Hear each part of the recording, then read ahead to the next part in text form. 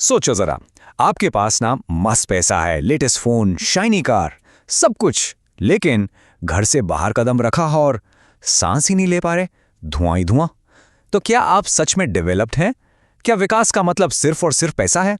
चलो आज इसी बड़े सवाल को तोड़ते हैं और देखते हैं कि असली प्रोग्रेस, रियल रिपोर्ट कार्ड दिखता कैसा है।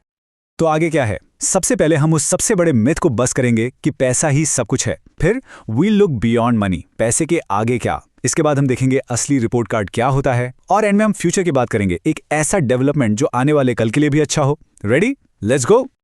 Okay, so our first stop, पैसा ही विकास है। द इनकम मिथ, हम सब ने ये सुना है, राइट? जिस देश के पास ज्यादा पैसा वो ज्यादा डेवलप्ड। सिंपल, बट लाइफ इतनी सिंपल है क्या? Let's find out. सो इस पैसे वाले आइडिया को मेजर कैसे करते हैं? उसके लिए एक बहुत फेमस टूल है, पर कैपिटा इनकम। सिंपल भाषा में ये बस एक एवरेज है कि एक कंट्री में ऑन एन एवरेज एक इंसान साल का कितना कमाता है। और पता है, वर्ल्ड बैंक जैसी बड़ी बड़ी ऑर्गेनाइजेशंस वो इसी एक नंबर को यूज करती हैं ये बोलने के लिए कि कौन सा देश अमीर है और कौन सा गरीब। और इसका कैलकुलेशन सुपर सिंपल, स्कूल की मैथ जैसा। बस कंट्री की टोटल इनकम लो और उसे टोटल पॉपुलेशन से डिवाइड कर दो, दैट्स इट। इतना सिंपल है। लेकिन यहीं तो कैच है। इस सिंपल से नंबर के पीछे एक बहुत बड़ी प्रॉब्लम छिपी है, एक ट्विस्ट जो सब कुछ बदल देगा। इसको ना एक सिंपल एग्जाम्पल से समझते हैं।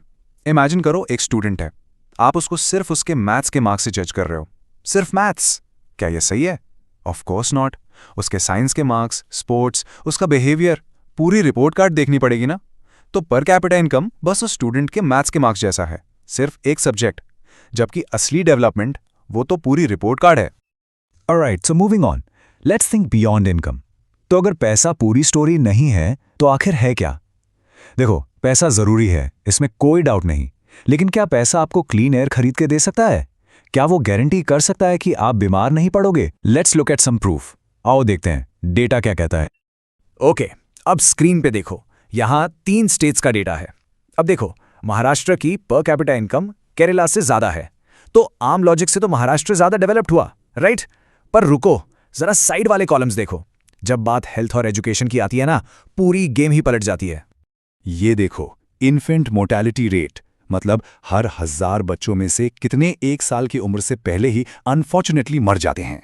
यहां नंबर जितना छोटा उतना अच्छा। और चेक दिस आउट, केरला में ये नंबर सिर्फ 13 है, सिर्फ 13, जबकि ज्यादा इनकम वाले महाराष्ट्र में 24 है। ये साफ साफ दिखा रहा है कि केरला में पब्लिक हेल्थ कितनी आगे है। और अब आते हैं एजुकेशन पे। लिटरेसी रेट, मतलब कितने लोग पढ़ना लिखना जानते हैं। यहां ऑफ कोर्स नंबर जितना बड़ा हो उतना बेटर है। और यहां भी देखो, Kerala is leading at 94%। Maharashtra, जिसके पास पैसा ज्यादा है, वो 82% पे है। सोचो, पैसा ज्यादा, फिर भी हेल्थ और एजुकेशन दोनों में पीछे। The data speaks for itself.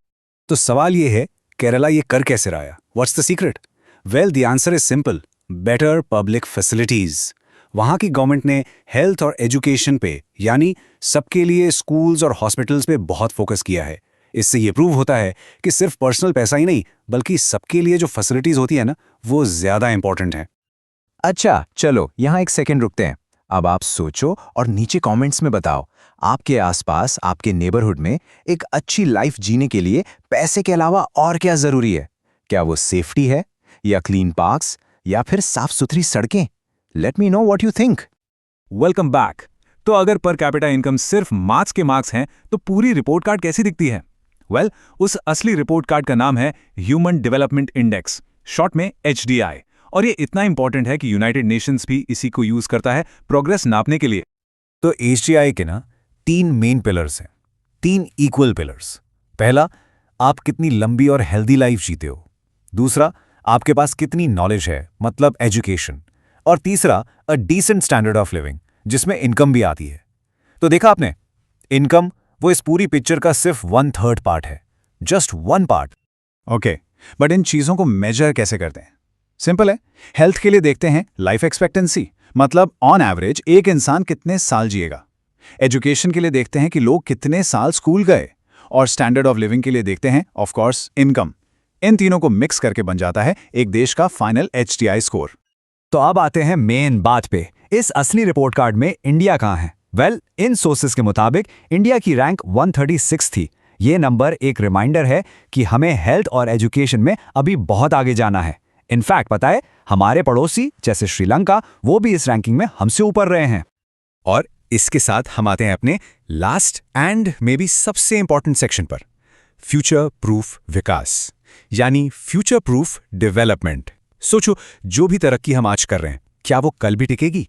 क्या आने वाली जनरेशंस को इसका फायदा होगा? यहां पर एंट्री होती है एक बहुत इंपॉर्टेंट कॉन्सेप्ट की, सस्टेनेबल डेवलपमेंट। ये कोट ना सब कुछ कह देता है। The earth has enough for everyone's need but not enough for even one person's greed. कि धरती के पास सबकी जरूरत के लिए तो सब कुछ है, पर किसी एक के लालच के लिए नहीं। और यही आज के डेवलपमेंट मॉडल की सबसे बड़ी प्रॉब्लम है। तो इस प्रॉब्लम का सोल्यूशन क्या है? वो है सस्टेनेबल डेवलपमेंट। बिल्कुल सिंपल वर्ड्स में इसका मतलब है कि हम अपनी ज़रूरतें आज पूरी करें, लेकिन ऐसे कि फ्यूचर जनरेशंस अपनी ज़रूरतें पूरी कर पाएं, उनका हक न छीनें। It's all about balance. पर सच तो यह है कि हम इस बैलेंस से बहुत दूर हैं। हम ज़मीन से इतना पानी निकाल रहे हैं कि वाटर टेबल नीचे जा रहा है। क्रूड ऑयल जैसे रिसोर्सेज को इतनी तेज़ी से यूज़ कर रहे हैं जैसे कल आएगा ही नहीं। पेड़ काट रहे हैं, हवा और पानी गंदा कर रहे हैं। ये सब दिस इज़ नॉट सस्टेनेबल। ये ज़्यादा दिन नहीं चलने वाला। हमेशा एक बात याद रखना, ये जो दुनिया है ना, ये हमें अपने पुरखों से विरासत में नहीं मिली है, ये हमने अपने बच्चों से उधार ली है। तो इस उधार को चुकाना भी पड़ेगा, राइट? तो मैं आपको बस इसी एक सवाल के साथ छोड़ रहा हूं। आज आप ऐसा कौन सा एक छोटा सा चेंज ला सकते हो, जस्ट वन स्मॉल चेंज, जो आने वाले कल को थोड़ा बेहतर बना दे? मे बी पानी बचाना या प्लास्टिक का यूज कम करना। Just think about it and then take that